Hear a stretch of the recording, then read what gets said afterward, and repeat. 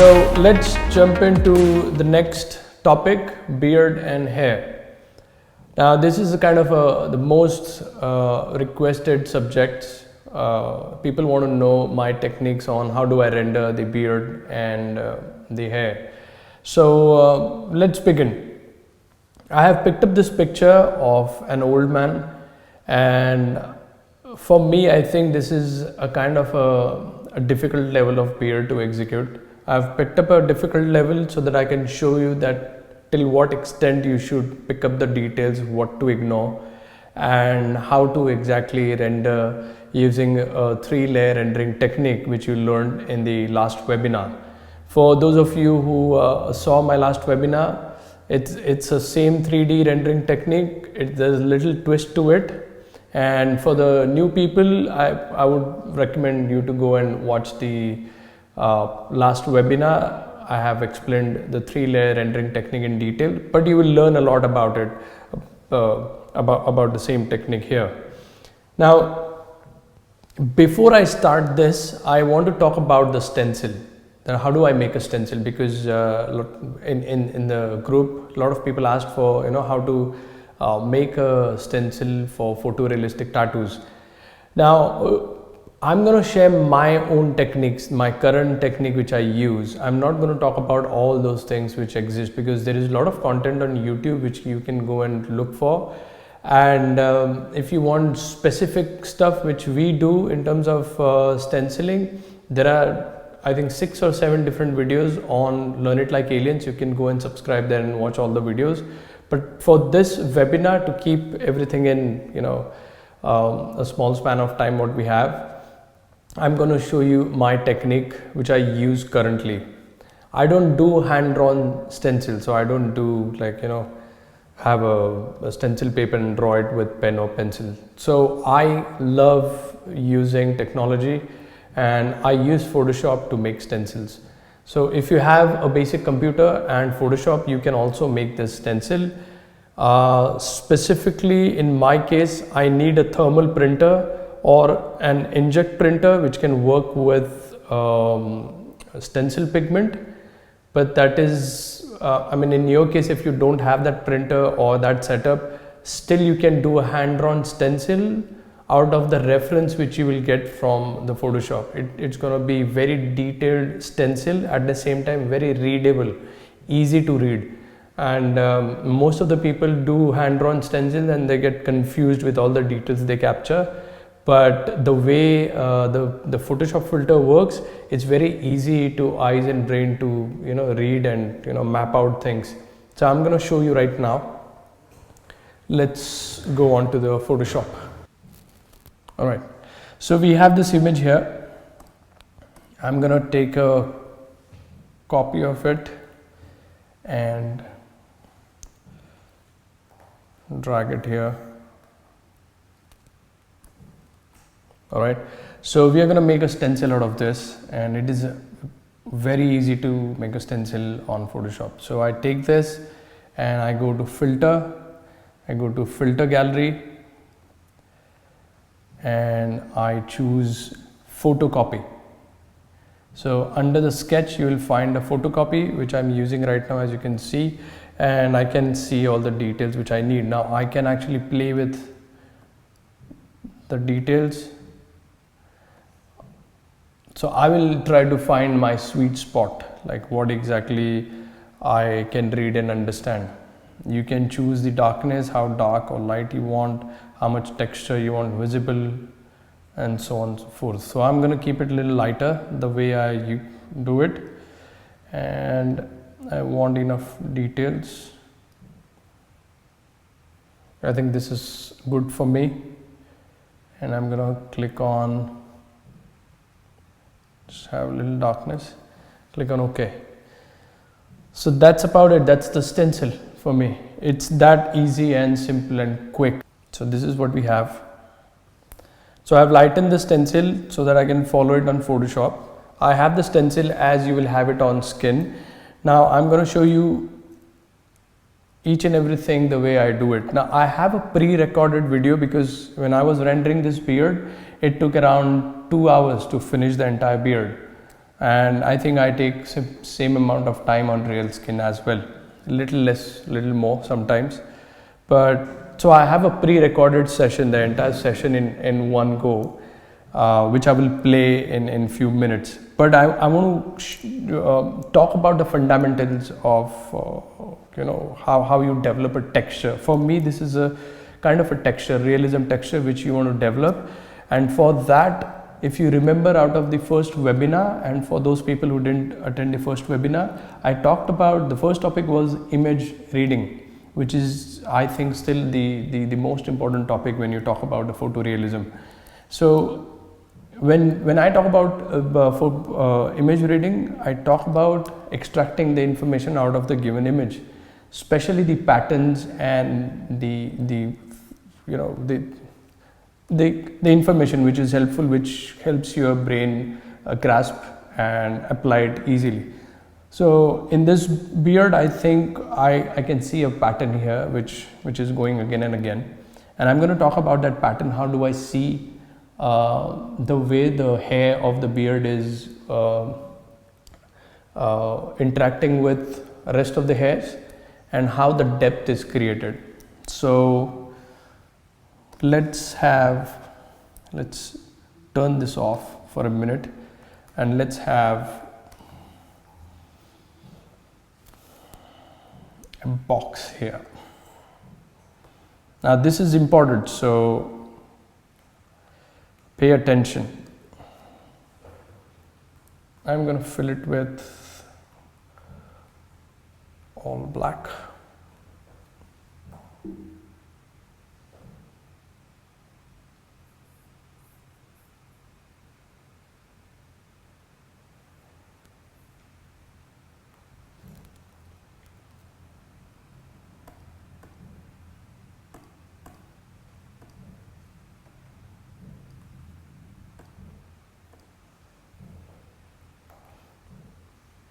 All right, can you see this?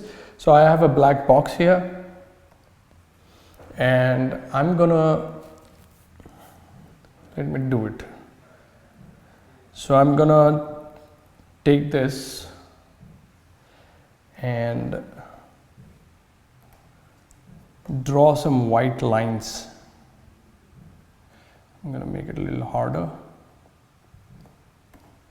Okay, so let's do this. So I'm just going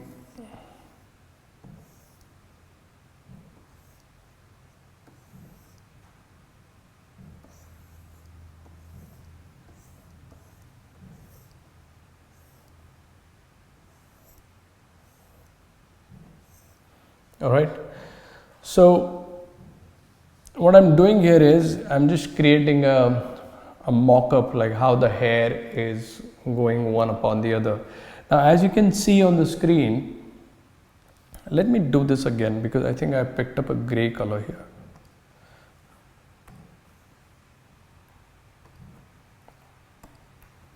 All right. So again, I'm just laying the hair.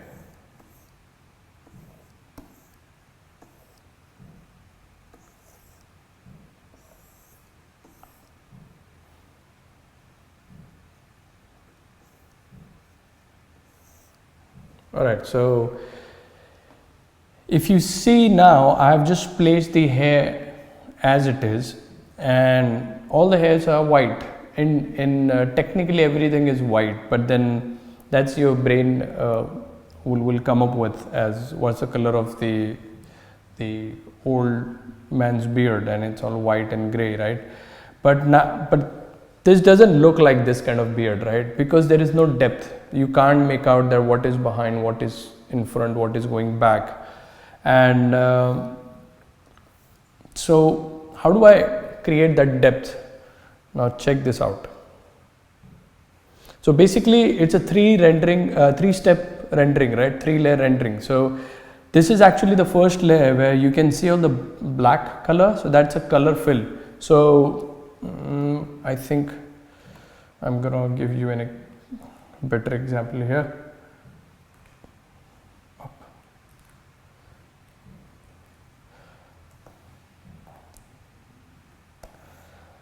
So if I were to make a stencil of this, so I would go here, filter, filter gallery, and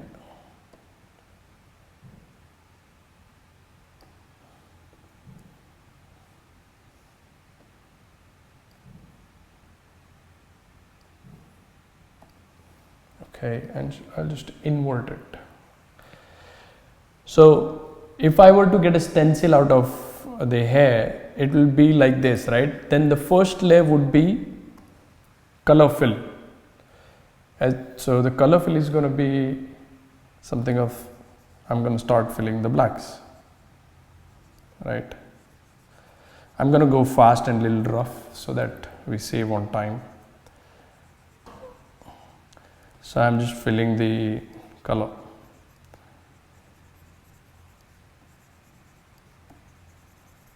Right. So what I'm doing here is, if I start filling all the blocks, it's going to look like this, right? So if I fill all the blacks, it's going to look like this.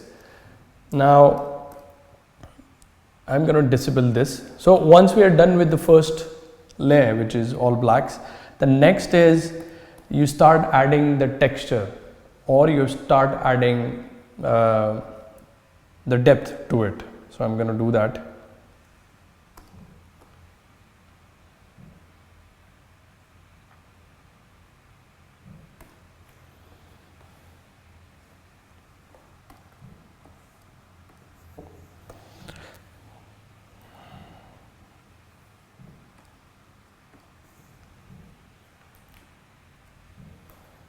Okay, so now, so the hair, there are layers of the hair, right? So there's a top layer which will be brighter because of the light falling on it, and then there will be a next layer which will be little less brighter than the first one, then the third layer, fourth layer, fifth, that will go into all blacks. So layer by layer, you can understand this in your mind, right? So there is a front and it's all bright, shiny, and it's reflecting the light too much, so it's gonna stay white, and then next one or something below the other one will have a shadow of this falling on this. So that is what I'm gonna do. So I'm gonna take this hair, this particular long hair, this one, I'm gonna keep it up. So what I do is I put the rest down.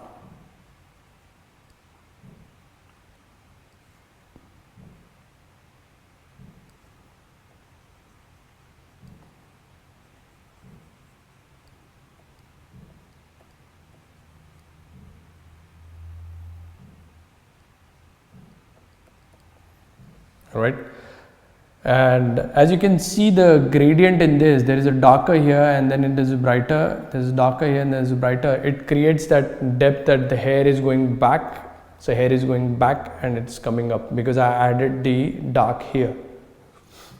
Now I'm gonna reduce the opacity and then have this hair little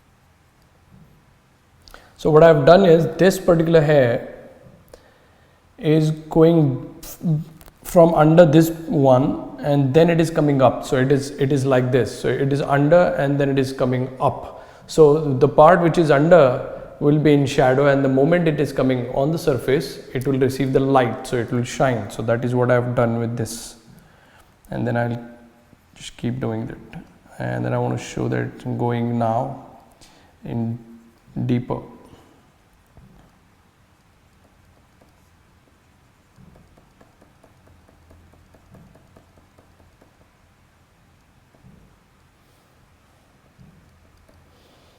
Right, so I'm going to take this one and put it behind.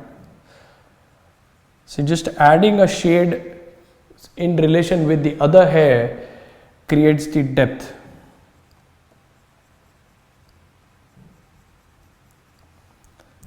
I'm gonna say this one is also under.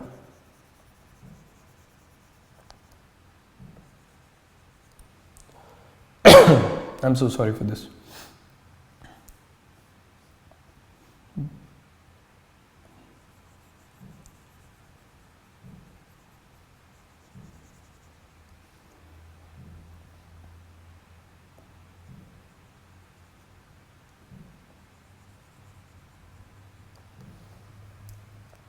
You already started seeing the depth, right? So the hair, some hair is going from inside, some are up.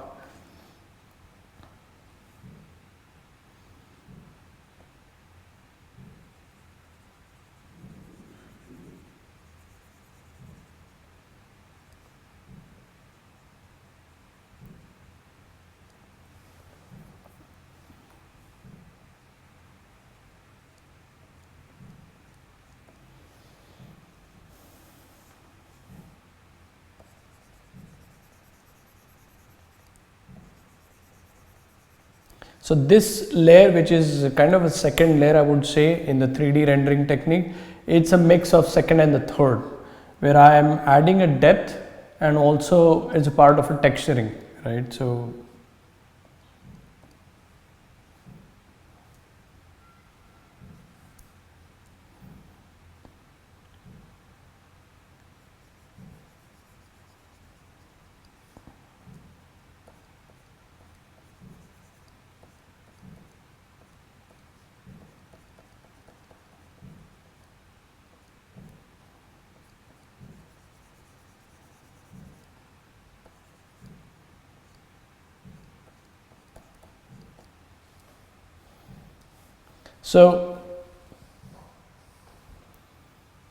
I think you're getting it right, where exactly I'm going. This is exactly how you render the beard.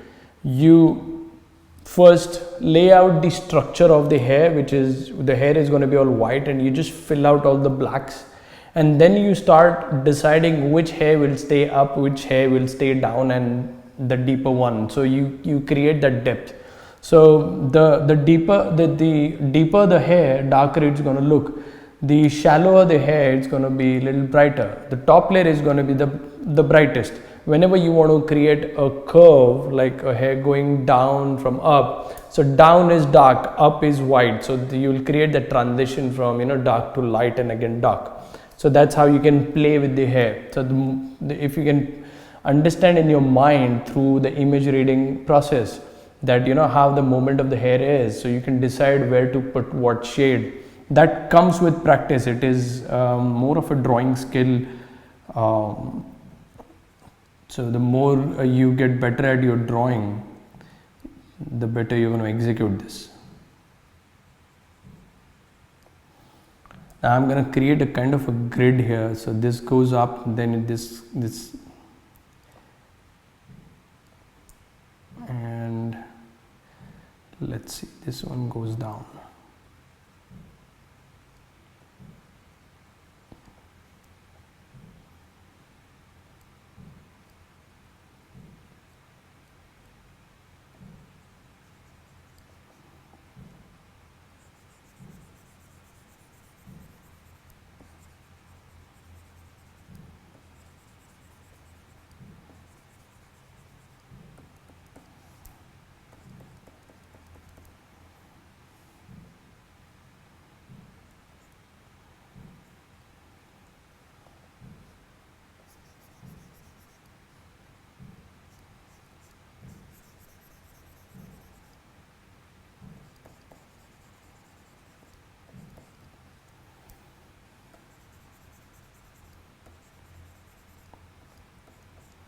So this is how I do the rendering part. This is exactly how I calculate, or I have this thing going in my mind while I'm rendering the beard. So you see the the kind of 3D effect it is giving right now. I have gone a little fast and a little rough. In tattooing, I'll be very precise when I'm doing this. Now what I'm going to do is I'm going to put the third layer where I add a gradient layer, if you remember from the last webinar, where it creates or it adds the depth in terms of lights and shadows. So I'm gonna maybe want to show that this part is darker, and you see how it looks.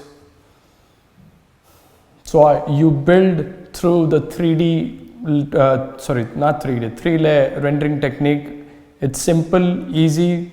Even if you feel that, how would you understand which hair to be in the shadows and the highlight, just try it once or twice and you will understand what I'm talking about. Now let's put this into rendering this beard. Now for that I'm going to play a pre-recorded video, and I'm going to play it and explain how I did things. So let me disable all of this and let's move on to the video.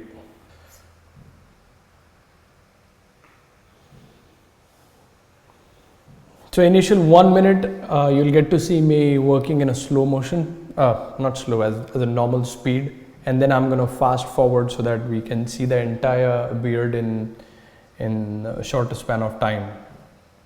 So as you can see, I'm blocking those black areas. That's the first layer, color fills.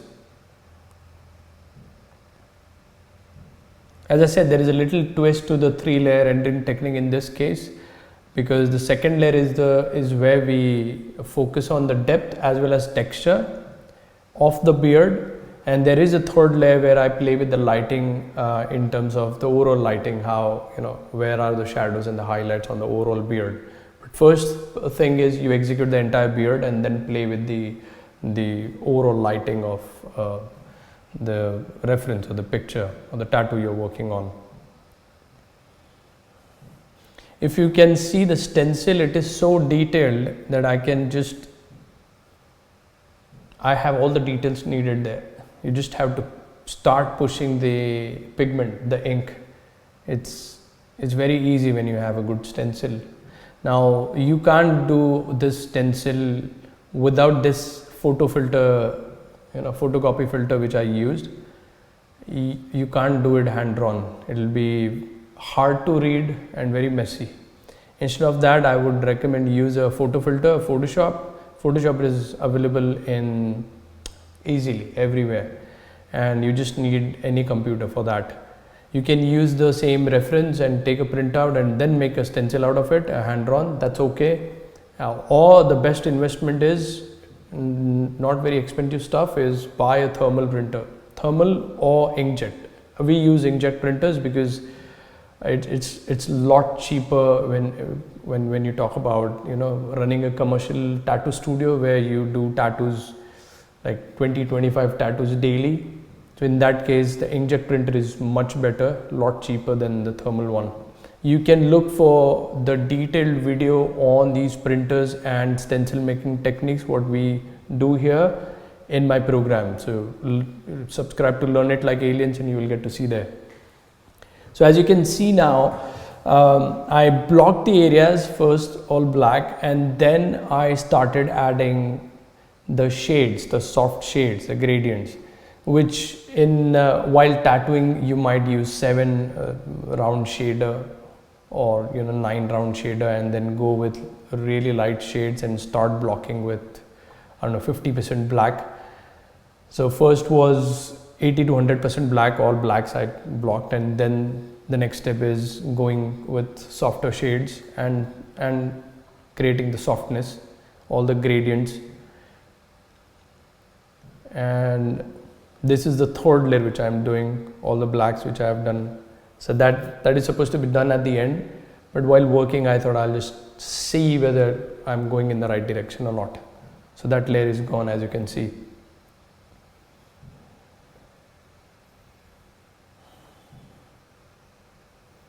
Again, blocking. So this is the first layer, blocking the blacks, and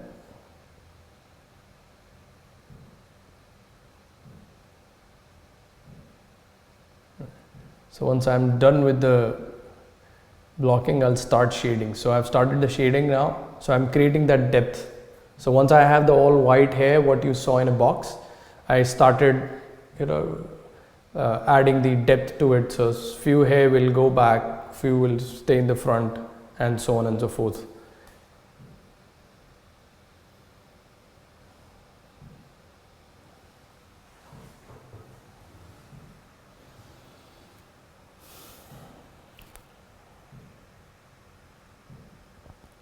It might seem difficult, but it is not. Trust me, I know from where you are coming and how you think. But I always tell my people that you got to try the first time. You're going to fail, because if you don't fail, then something is wrong. So the first time you try this, you will fail. So that's the reason I tell people, do it on the artificial skin, do it on piece of paper, pen. Use if you have technology, use tablets, iPads, and practice and fail again and again and again till you succeed, till you know that you got it, and then go for the tattoo. And then while doing a tattoo, again you are going to face a lot of failures and stuff, but not as bad as you would do without any practice, right? So all my students do this. All my students and all my artists who are working with me, whenever they pick up any difficult piece or tattoo, they will practice on either an iPad, Wacom, or piece of paper, and they will do it multiple times till they gain right confidence to execute the tattoo. So nothing new in rendering this. I talked about it in the last webinar that the grass and that scene was much difficult for me to execute than this. Maybe I've been doing beards for long, that's the reason I thought that this is easier, but this is how I do it, right? It's simple and easy. I want you to start working on this, spare some time daily, and then you will start seeing a change. I think we are done with the video, and I think it is quite impressive, isn't it?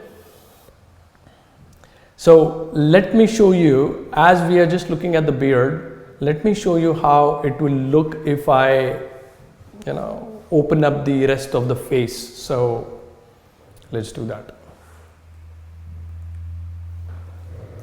So this is the first layer where I did the color fill, blocked all the areas so that I can get the hair flow and the texture. And then the next layer, which is a combined layer, you can say, of the second and the third layer, where I added the depth and also considered the lighting. Third, again, a bit more lighting going into it. And I'm going to reveal the entire face so that you will get an idea that how close we are to the original one. So for that, I'm going to do this, remove it, and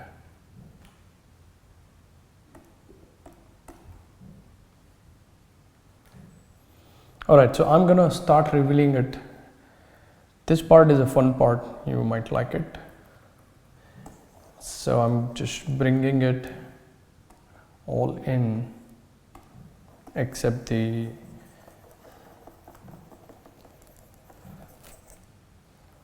beard part. Alright, and I'm gonna merge a little with the beard which I have created.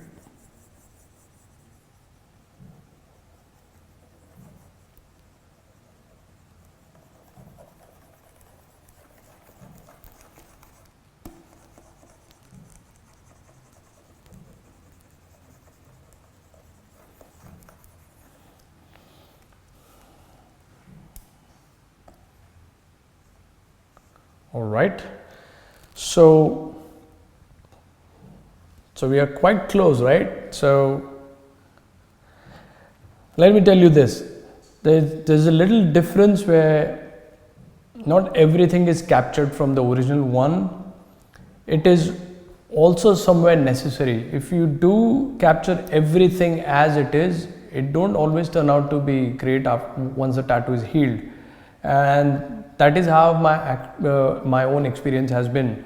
So I used to pick up all the details from the image and put it while tattooing. So I used to do hyperrealism in that case, and the only thing I realized is once it is healed, it loses a lot of details anyway, and it looks more patchy if it is not done properly. And through my experience, the more I worked on the hyperrealistic side of the tattoo art, I realized that there are certain details which needs to be ignored, and you need to have a good contrast on whatever you are working on so that it stands, it stays as it is for long time, longer years. So in this case, if I want to talk about this, I think this area is really important.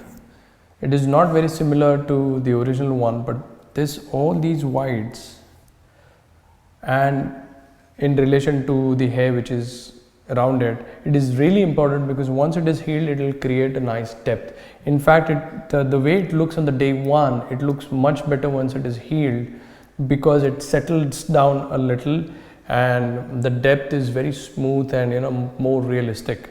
So, and it is always a challenge to be very honest. Even if you try to do the exact same thing, it is challenging. Every time you're gonna reach closer to the hyperrealism or the photorealism, but it is always a long journey. I mean, I think there is no point that you will achieve that level. It is always going towards it a bit. So the better you get at it, the closer you are to photorealism art. And that is what I believe in, and every time I tattoo, it's a learning curve for me, and I see mistakes every time I do a tattoo, even today, and I make sure that I don't repeat that, or I learn out of it and then use it in the next tattoo. So every tattoo looks better and better day by day. So that is all about beard, and I'm sure that you have tons of questions maybe on this. We're going to do a Q&A at the end of the session, so keep writing us the questions or have a list of questions with you which you want to share at the end of the session. Now we are going to jump on to the next topic, which is the hair.